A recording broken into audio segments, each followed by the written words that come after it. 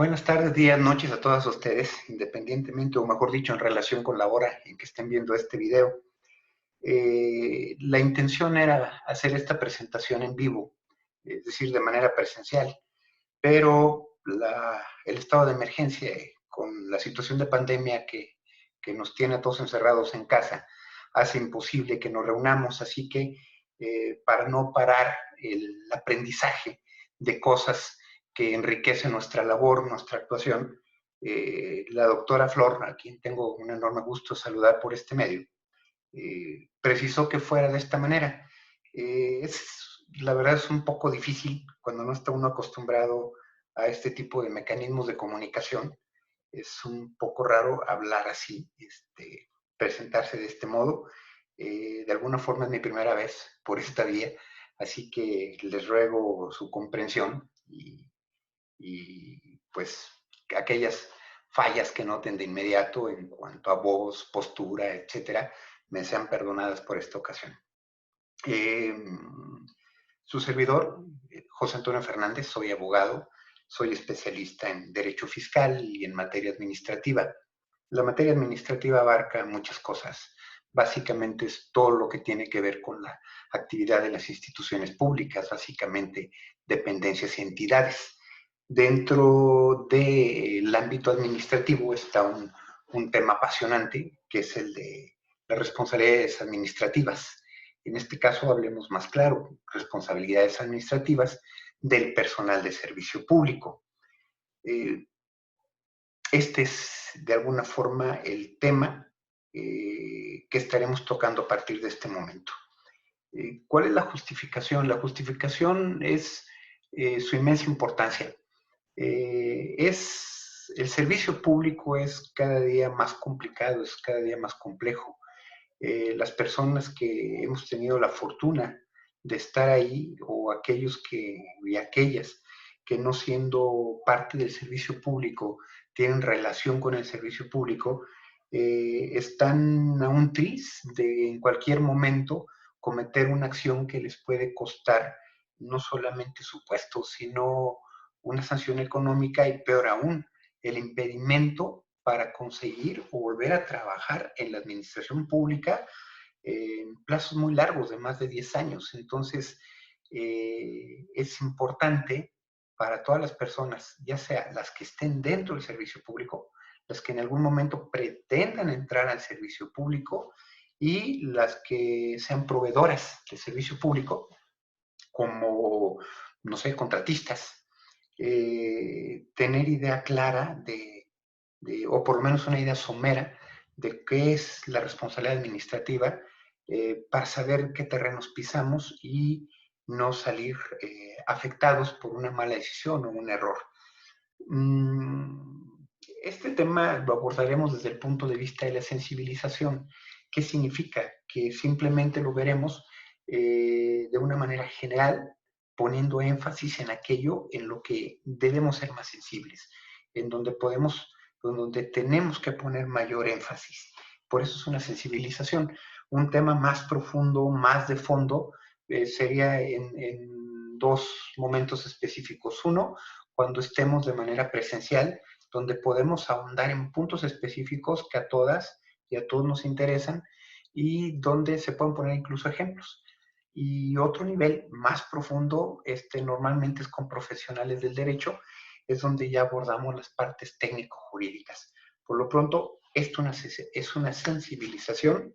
Tendremos a partir de este momento 20 minutos. Ya consumí alrededor de 5 minutos con esta introducción, pero bueno, trataremos ahora en 20 minutos poner a su disposición este conocimiento que, insistimos, es necesario para todas las personas que giramos alrededor del servicio público.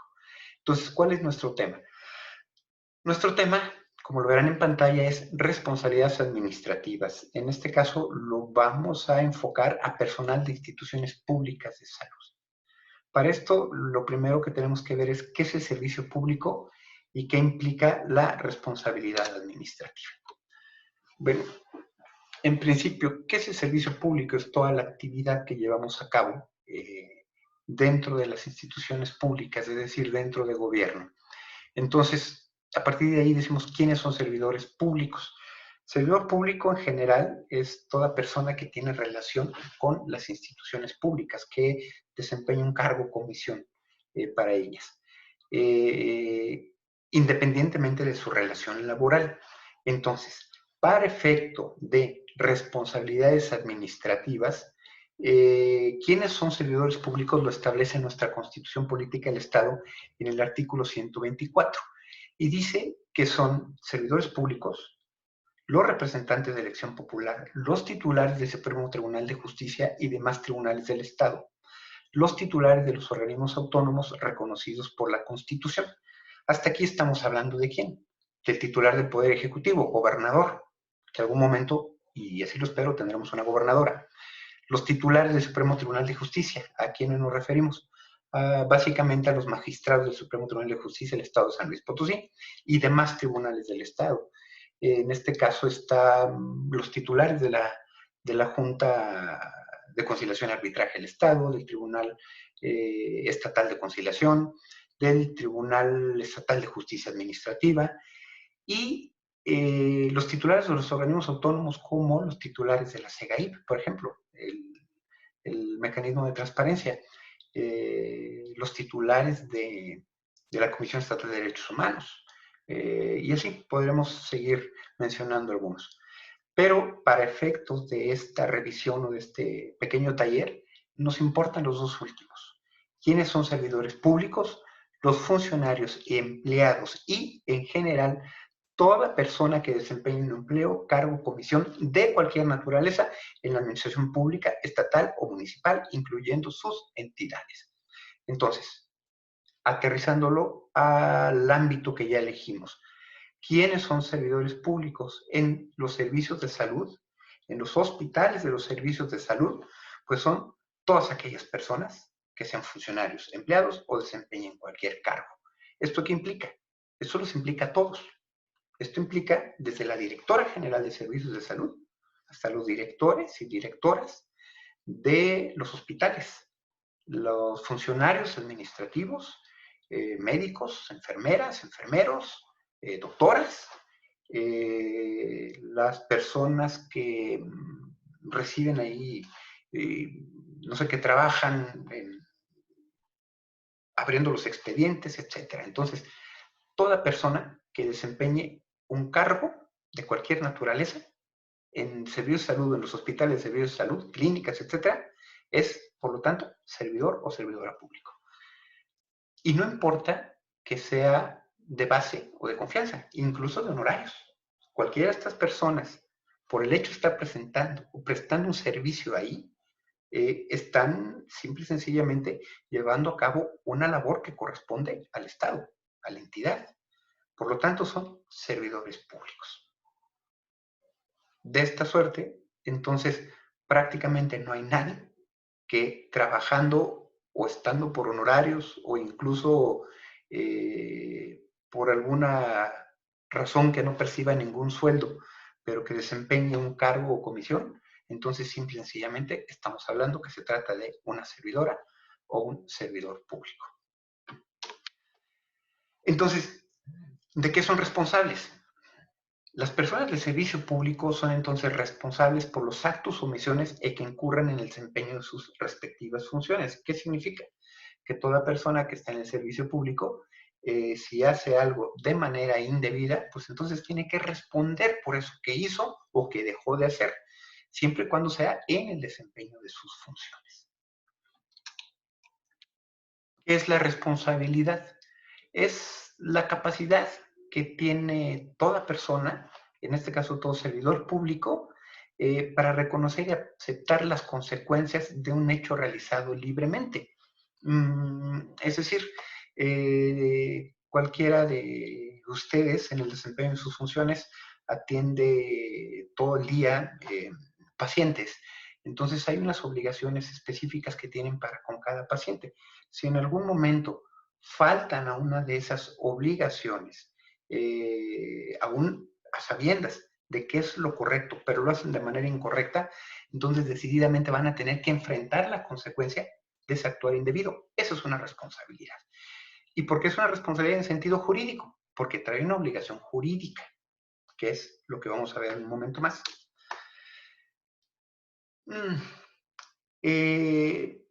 ¿Cuántas clases de responsabilidad existen?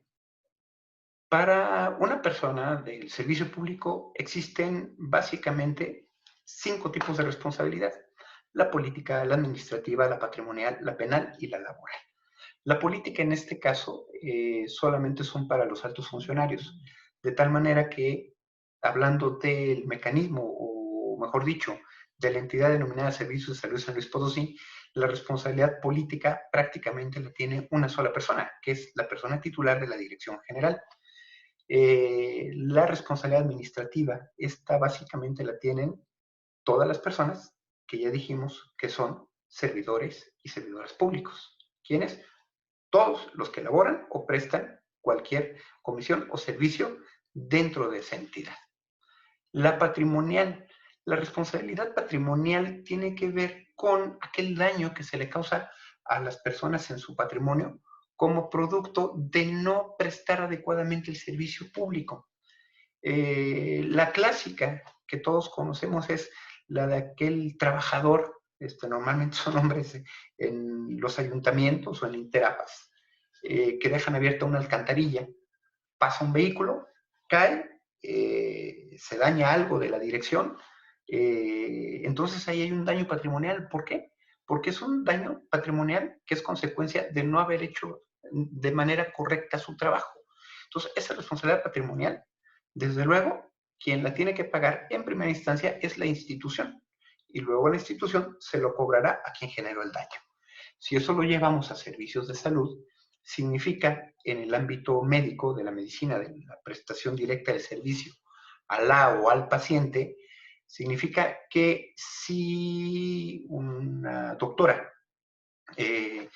realiza indebidamente una intervención quirúrgica causándole un daño a la persona y eso le genera daños patrimoniales, pues entonces la persona tiene el derecho de reclamarle a servicios de salud de San Luis Potosí esa responsabilidad de obtener ese resarcimiento por el daño sufrido.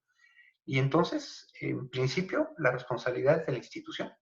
Pero luego la institución podrá entonces pedirle, o mejor dicho, obligar a la doctora que realizó una actividad indebida o que no hizo bien su trabajo, tendrá que pedirle que le resarza esa indemnización que ya pagó. La cuarta es la penal. La responsabilidad penal es aquella que se incurre en un delito. Entonces, negarle la atención, por ejemplo, a una persona, y si esto le acarrea un daño grave o incluso la pérdida de la vida, pues entonces evidentemente traerá consigo una responsabilidad penal. Recordemos que la responsabilidad penal es aquella que finalmente se castiga con pena privativa de libertad. Y es muy discutible para algunos la responsabilidad laboral. Yo me atrevo a incluirla como parte de la responsabilidad del personal de servicio público, porque a fin de cuentas, si no hacemos nuestra labor debidamente, damos pie a que se nos corte la relación laboral, si es que la hay en ese momento, sea de confianza o, ¿cómo decirlo?, de confianza se me fue la palabra, o de base o sindicalizado, pues. Entonces, ¿qué es lo más grave de este tema? Lo más grave de este tema es que las responsabilidades que vimos son independientes entre sí. Y es más, podría haber una más, responsabilidad civil, por ejemplo, por daño moral. Pero lo malo de todo esto es que muchas veces, o mejor dicho, como son independientes entre sí, un solo acto o una sola omisión puede acarrear la comisión de más de una o de los 5 tipos de responsabilidad. Entonces, por esto es importante conocer el tema. Digamos que vamos curándonos, vamos vacunándonos para no cometer ninguna de ellas. De todas estas, nos vamos ahorita en este momento a centrar en la parte de la responsabilidad administrativa. ¿Qué es entonces la responsabilidad administrativa? También se le llama responsabilidad disciplinaria. Y la definición más aceptada nos dice que es aquella a la que están sujetas las y los servidores públicos por la infracción de las disposiciones administrativas referentes al ejercicio de su actividad en relación con el servicio que les está encomendado, siempre que los actos realizados no revistan carácter delictivo. En pocas palabras, es responsabilidad administrativa todo aquel acto u omisión que afecta el servicio público de la persona, a cargo de la persona que le estaba encomendada su actividad. Entonces, si se trata de un médico, si yo soy médico y tengo encomendada la atención de las personas en salud y simple y sencillamente hago algo indebido, pues entonces eso es una responsabilidad administrativa. ¿Por qué? Porque lo estoy realizando en el ámbito de la prestación de un servicio público de carácter eminentemente administrativo.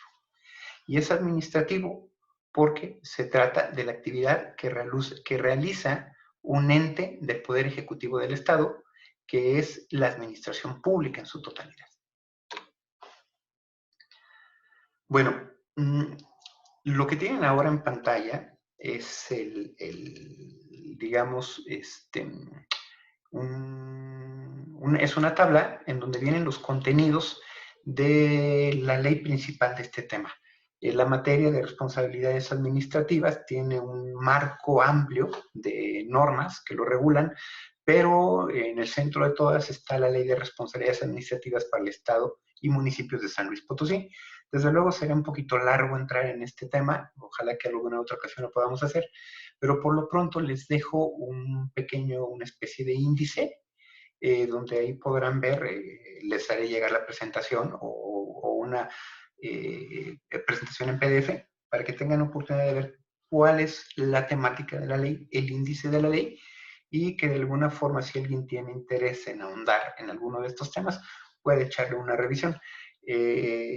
Ustedes, como profesionales de la medicina, tienen algo que muchas otras profesiones no tienen, que es esa capacidad de lectura. Ustedes leen, entonces no dudo que si hay algo interesante simplemente lo van a leer, y pues este es para facilitarle, ¿no? A diferencia de los libros, las leyes nos traen un índice, entonces esta tabla de contenidos es un índice que pongo a su disposición para mejor conocimiento.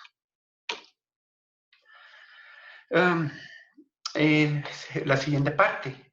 Ya sabemos en todo caso qué es el servicio público, quiénes son servidores y servidores públicos y qué es la responsabilidad administrativa. Pues ahora vamos a ver, en todo caso, las responsabilidades propiamente. Ya vamos a saber qué son las responsabilidades. Para este caso, estamos quitando a todos los servidores públicos de todos aquellos organismos que no tengan nada que ver con dependencias y entidades. Y en este caso, Servicios de Salud de San Luis Potosí es una entidad de la administración pública del Estado de San Luis Potosí. Entonces, circunscribiendo las responsabilidades administrativas en dependencias y entidades y retomando lo primero, a manera de resumen, entonces diremos que son servidoras y servidores públicos las y los funcionarios y empleados, y en general toda persona que desempeñe en ellas un empleo, cargo o comisión de cualquier naturaleza. Y pues aquí lo que insistimos es quiénes son servidores públicos de Servicio de Salud San Luis Potosí. Pues todas las personas que sean funcionarios, empleados y en general que desempeñen un empleo, cargo o comisión de cualquier naturaleza. Insisto, desde la dirección general hasta el último del escalafón o la última del escalafón. ¿Cómo se rige la actuación? Una persona de servicio público de una entidad del Estado, de servicio de salud, se rige por los principios de disciplina, legalidad, objetividad, profesionalismo, honradez, lealtad, imparcialidad, integridad, rendición de cuentas, eficacia y eficiencia. Conceptos todos de los que estoy seguro que tienen ustedes una idea previa de qué se trata cada uno de ellos, ¿no? Estos principios se aplican a través de directrices específicas que vienen en la ley. Desde luego, todo lo que está aquí viene en la ley. Actuar conforme a las disposiciones jurídicas es una directriz, y las que siguen. conducirse con rectitud, satisfacer el interés superior de las necesidades colectivas, proporcionar trato igualitario, actuar con base en resultados, administrar debidamente los recursos públicos, etcétera, etcétera. Entonces, estos son los principios y directrices que rigen la actuación del personal de servicio público de las dependencias y entidades de la Administración Pública del Estado de San Luis Potosí. Y esto nos lleva al primer punto. ¿Qué es la rendición de cuentas? ¿No? Cuando alguien está en el servicio público, está sujeto a rendición de cuentas. ¿Qué es rendir cuentas? Bueno, es simple y sencillamente dar información y presentar una justificación de su actuación como servidor o servidora pública. Hay desde luego varios niveles de rendición de cuentas y en este caso nos vamos a centrar en un nivel de obligaciones generales de las y los servidores públicos en materia de rendición de cuentas. ¿Cuáles son estos? Las temidas declaraciones, la declaración patrimonial, la declaración de intereses y la constancia de presentación de declaración fiscal, la famosa 3 de 3. ¿Qué significa? Que a través de la declaración patrimonial, quienes estamos o quienes están en el servicio público, lo que hace es expresar de cuánto es y cómo se compone su patrimonio. ¿Para qué sirve? Este es un sistema de seguimiento que le permite a las autoridades competentes seguir el crecimiento del patrimonio de una persona para determinar si hay o no un enriquecimiento indebido. La declaración de intereses.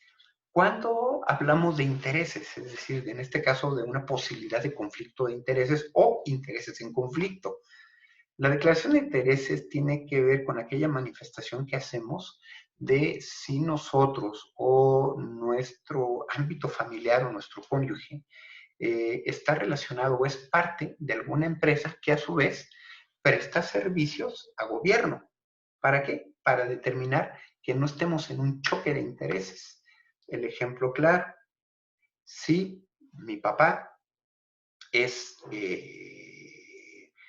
tiene una constructora o es socio de una constructora y pues yo soy un trabajador administrativo de una entidad de gobierno que construye, entonces yo tengo que declarar que mi papá tiene una constructora o es socio de una constructora que presta servicio público. ¿Para qué? Para que la autoridad pueda determinar que en algún momento yo podría estar en conflicto. Esto es, que si esa constructora va a construir algo para la entidad donde yo trabajo, tendrán que verificar que yo no tenga una intervención donde pueda favorecerlo a él en perjuicio de la dependencia o de la entidad en este caso. Entonces, para eso es la declaración de intereses, para prevenir ese conflicto.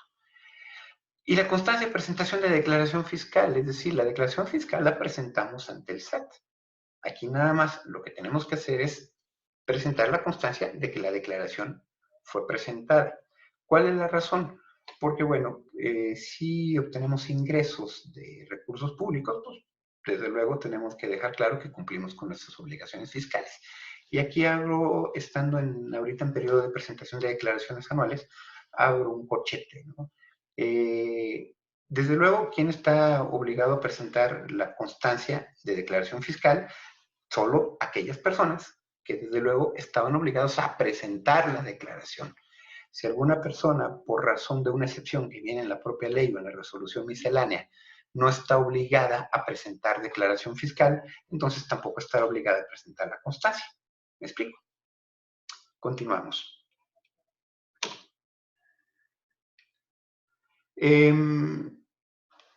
Perdón. Bueno, esto nos lleva al punto de las faltas, ¿no? Cuando hablamos de responsabilidades, ya vimos la parte preventiva, que es la rendición de cuentas de la presentación de declaraciones. Ahora, vamos a ver lo fuerte del tema de las responsabilidades administrativas.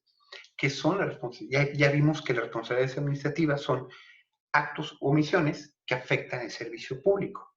Entonces, esas responsabilidades se basan en faltas, que son actos o omisiones.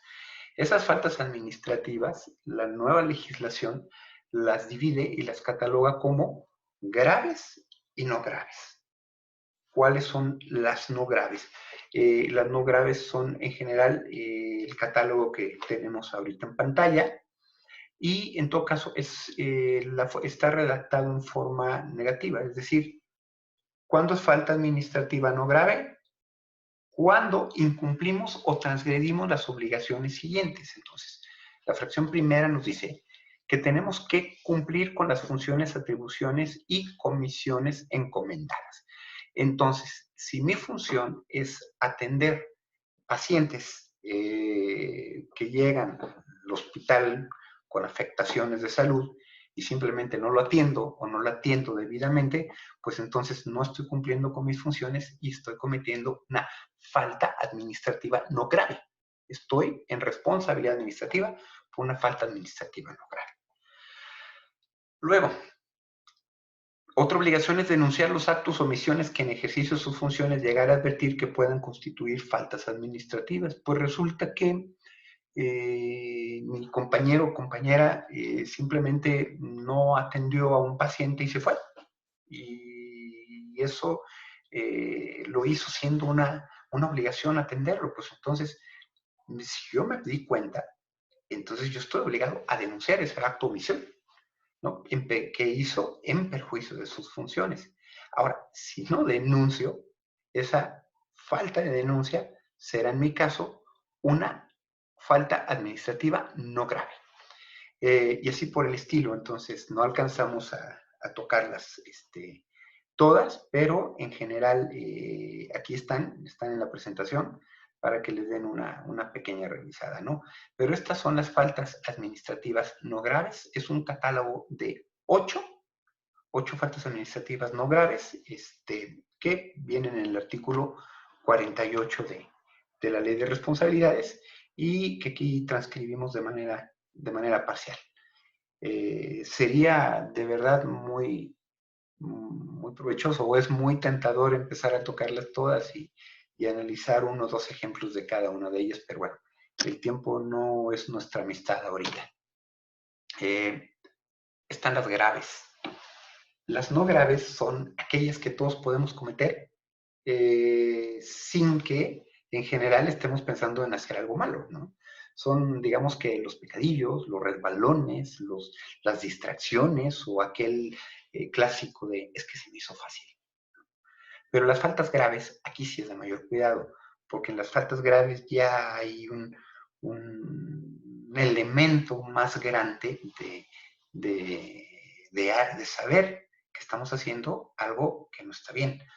Entonces, vamos a enunciarlas. ¿Qué son las faltas graves? Es un catálogo que viene en los artículos 50-63 de la Ley de Responsabilidades, cada uno está explicado, ¿no? Y empezamos con el cohecho.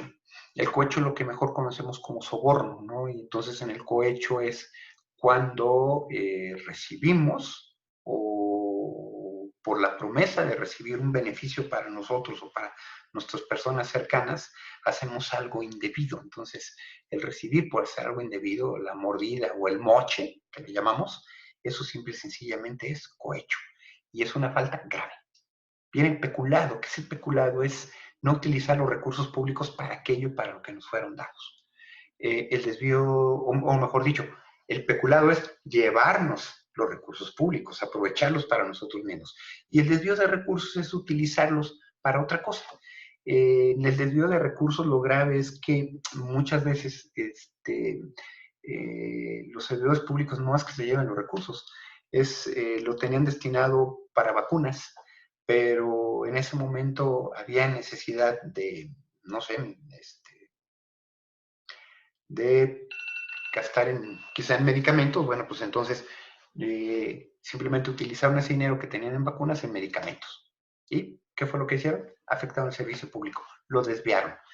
Mencionamos ya nada más la utilización indebida de información, abuso de funciones, actuación bajo conflicto de interés, contratación indebida, enriquecimiento oculto u ocultamiento de conflicto de interés, es decir, no revelar, en el ejemplo de hace rato, no revelar que mi papá tiene una constructora que le construye a la entidad donde yo trabajo. Enriquecimiento, ocultamiento, bueno, ya lo vimos, tráfico de influencias, encubrimiento, desacato y obstrucción de la justicia. Estas son las faltas graves. Entonces, Desde luego, cuando cometemos una falta, ¿qué es lo que sobreviene? Sobreviene una sanción. Así como hay un catálogo de faltas graves y faltas no graves, entonces tenemos sanciones para faltas no graves y para faltas graves.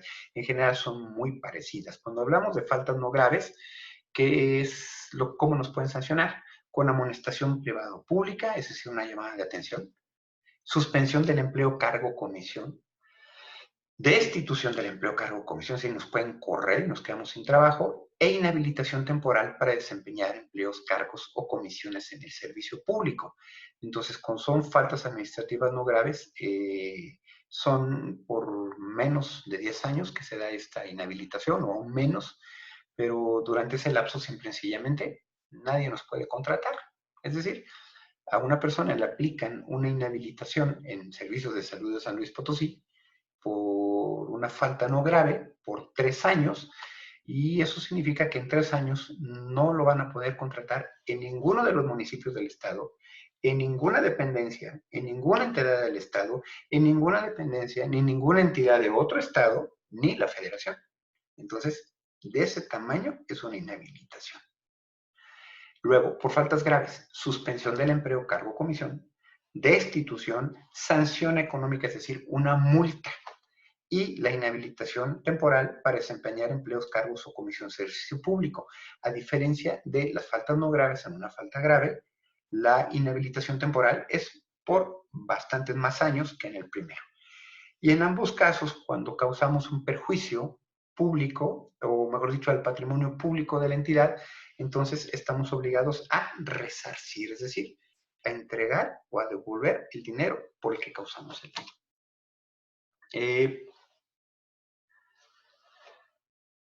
La capacidad de las autoridades para sancionarnos, es decir, cuando cometemos una falta grave o no grave, tiene un límite, no está abierto siempre, de tal forma que con el simple paso del tiempo la autoridad pierde la facultad de sancionar. Entonces, cuando se trata de faltas no graves, esa facultad prescribe a los 3 años, es decir, después de 3 años ya no pueden hacer nada. Tratándose de faltas graves, son 7 años, y en ambos casos los plazos se cuentan a partir del día siguiente en el que se cometió la infracción. Entonces, pues resulta que yo no atendí a un paciente hoy que tuvo una complicación muy fuerte, entonces a partir del día siguiente empezará a contar el plazo de 3 o 7 años, según se trate el tipo de falta, y si en esos plazos la autoridad no inicia un procedimiento a través de la presentación del informe de presunta responsabilidad y su aceptación, pues entonces, simple y sencillamente, pues se acabó, no hay delito que perseguir. La autoridad perdería su oportunidad. Ahora ya hablamos de responsabilidad, hablamos de faltas y de sus sanciones, del plazo que tienen las autoridades para sancionarlas, y entonces, pues, ¿quiénes son competentes para aplicar esas sanciones, no? Entonces, aquí iremos ya un poquito más rápido porque ya se me fue el tiempo, pero básicamente tratándose de, e insisto, simplemente nos estamos circunscribiendo a dependencias, entidades de la administración pública, estatal y municipales de San Luis Potosí. Y entonces, concretamente, el personal de salud, ¿sí? Entonces, tratándose de faltas administrativas no graves, insisto, faltas administrativas no graves, tenemos que la Contraloría General del Estado y el órgano interno de control, lo que antes llamábamos Contraloría Interna, tienen la facultad de investigar, sustanciar y calificar las faltas administrativas. Es decir, son los que llevan la investigación a la auditoría para determinar si hay faltas administrativas. Si es que hablamos de auditoría, nos hemos estado dirigiendo a las responsabilidades del personal, ¿cómo le llaman? Me encanta esa, de bata blanca, ¿no? Pero también, por ejemplo, en este caso, las responsabilidades van al personal administrativo, a los que manejan los recursos, ¿no? A los que aplican el recurso, a los que nos dicen de qué fuente financiera y hacia dónde, aquellos que hacen los contratos. Entonces, ahí, por ejemplo, la investigación es a través de una auditoría. ¿Y eso quién lo realiza? El órgano de control interno o la Contraloría General. Y otra facultad es cuando ya se investigó y se tiene que existe una falta y la califican de grave o no grave, bueno, pues entonces esos propios órganos tienen la facultad de iniciar, sustanciar y resolver los procedimientos de responsabilidad administrativa. Insisto, no graves, ¿vale? Estamos hablando de faltas administrativas no graves. Entonces, en resumen, la Contraloría y los órganos internos de control investigan y determinan la existencia de faltas administrativas. Ya que están investigadas y determinadas, entonces inician ahora sí el procedimiento de responsabilidad administrativa. Tratándose de faltas graves, es básicamente lo mismo. Tenemos que la Contraloría General del Estado y el órgano interno de control investiga y califica las faltas administrativas. Nada más, bueno, y que aquí son graves, entonces el procedimiento lo inician dentro de la propia Contraloría o en el órgano interno de control, pero una vez que llevaron el procedimiento hasta cierto tope que la ley establece, es decir, ya cuando se presentaron las declaraciones, cuando las personas declararon, cuando ofrecieron sus pruebas y todo está hecho ya, entonces aquí hay otro actor, que es el Tribunal Estatal de Justicia Administrativa. ¿Qué es lo que hace la autoridad sustanciadora de la Contraloría del órgano interno de control? Lo manda el tribunal y el tribunal es el que impone la sanción. Entonces, por ejemplo, servicios de salud. ¿Quién investiga, quién inicia y sustancia el procedimiento? El órgano interno de control a través de su órgano investigador y su órgano sustanciador. Ya que tiene sustanciado el procedimiento, lo manda al tribunal para que el tribunal resuelva sobre si efectivamente existe o no la falta y cuál es la sanción a imponer.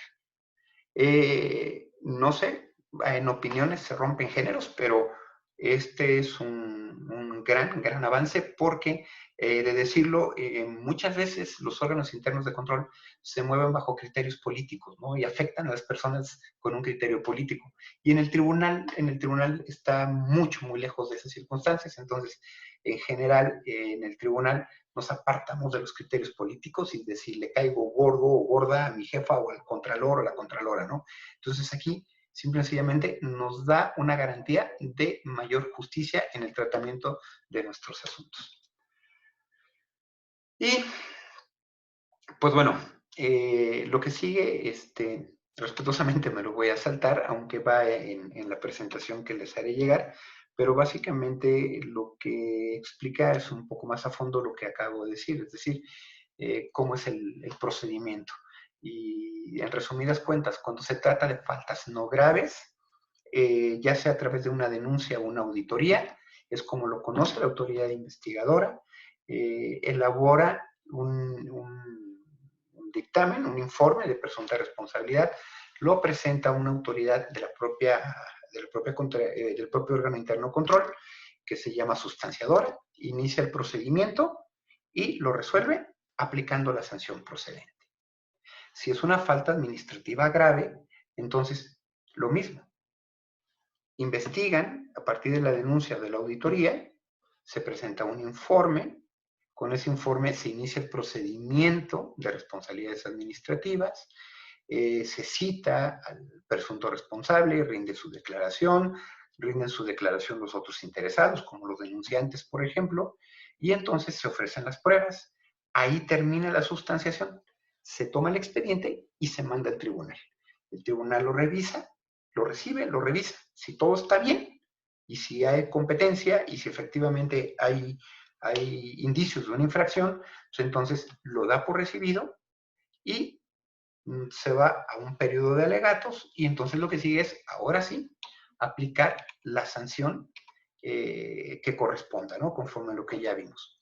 Entonces, ya una vez que se impuso la sanción, ya sea por el órgano interno de control o por el tribunal, no significa que ahí o el servidor público esté ahorcado, todavía tiene la posibilidad de defenderse.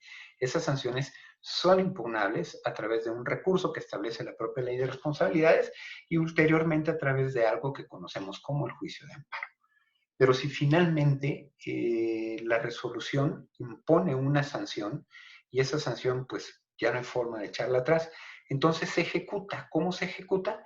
Bueno, pues se ejecuta en el caso de las no graves, el órgano interno de control remite su resolución al superior jerárquico o al titular de la institución, en este caso podría ser a la dirección administrativa normalmente o a la propia dirección general, para efecto de que apliquen las sanciones que pueden ser, insistimos, amonestación, suspensión, eh,